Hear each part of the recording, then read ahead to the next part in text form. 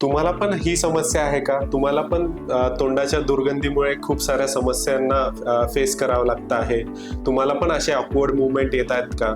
तर हा व्हिडिओ तुमच्यासाठी आहे. सर्वात पहिल्यांदी जेव्हा पण तोंडातनं दुर्गंधी येते त्याचे कारण आपल्याला माहिती पाहिजेत. सर्वात महत्त्वाचं म्हणजे की आपलं दात व्यवस्थित साफ न होणे हे महत्त्वाचं कारण आहे. तर दिवसातनं 2दा ब्रश करणं हे तितकंच गरजेचं आहे. त्याच्यानंतरून तुम्हाला ही समस्या जर असेल तर तुम्ही तुमच्या दंतवैद्यास, तुमच्या डेंटल सर्जनला इमिजिएटली भेटायला पाहिजे. याच्याने काय होणार, तुम्हाला प्रोफेशनल हेल्प मिळेल आणि तुमचे दात स्वच्छ व्हायला मदत होईल. त्याच्यामुळे तुमच्या हिरड्यांमधनं रक्त येणे, दुर्गंधी येणे हे समस्या इमिजिएटली कमी होऊ शकते.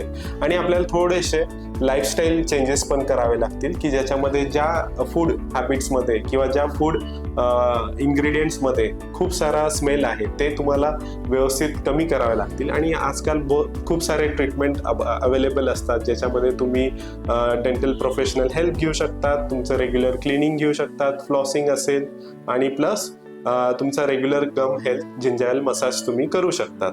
थँक्यू.